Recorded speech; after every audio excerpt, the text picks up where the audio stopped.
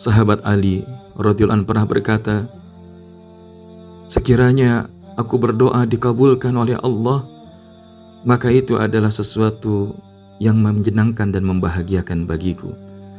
Namun ketika doaku belum dikabulkan oleh Allah, maka bukan tidak mungkin aku lebih senang dan lebih bahagia lagi.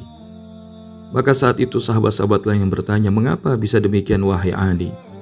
Maka dijawab, yang pertama itu adalah keinginanku, sementara yang kedua itu adalah keinginan Allah Subhanahu wa ta'ala.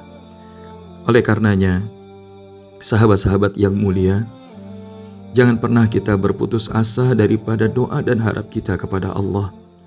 Kalau hari ini ada di antara kita yang masih belum memiliki jodoh atau mendapatkan jodoh, maka di antara salah satu bagaimana menghadirkan jodoh itu untuk segera datang kepada kita adalah dengan berdoa. Kalau hari ini kita belum memiliki keturunan, maka salah satu jalan agar kita mudah mendapatkan keturunan adalah berdoa. Kalau hari ini kita masih dilanda dengan kesulitan, ekonomi, finansial, ataupun aktivitas usaha dan niaga kita, maka salah satu jalannya adalah bagaimana kita berdoa kepada Allah. Bahkan termasuk ketika kita di dalam hidup ini, agar bisa tetap berada di dalam jalan yang senantiasa lurus dan diridhoi oleh Allah Subhanahu wa ta'ala, adalah senantiasa dengan memanjatkan doa.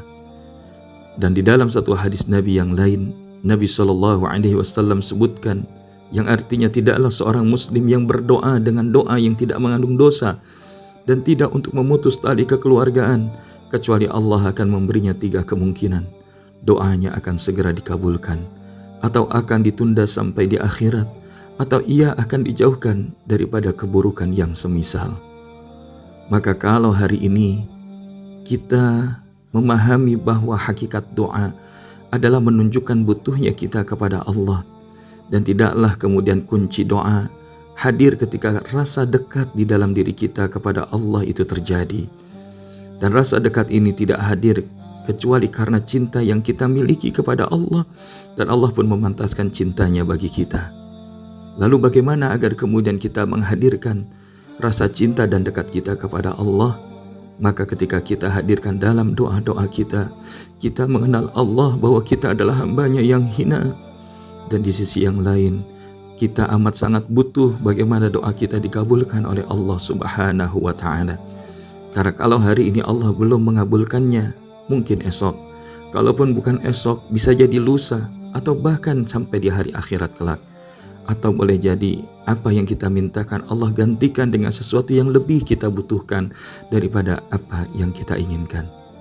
Maka sahabat-sahabat School of Life PPA, mudah-mudahan dengan 2 kunci doa, yaitu hina dan butuh, kita menjadi orang-orang yang semakin mengenal Allah Subhanahu wa ta'ala.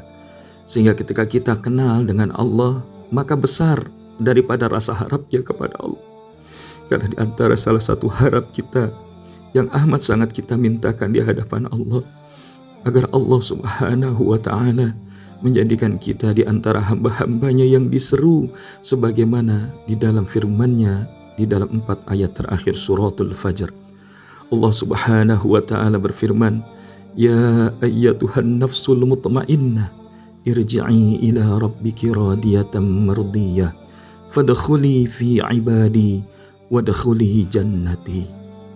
Wahai hambaku yang berjiwa tenang, kembalilah engkau dalam keadaan hati yang ridha dan aku ridhai, maka masuklah ke dalam golongan hambaku dan masuklah ke dalam surgaku.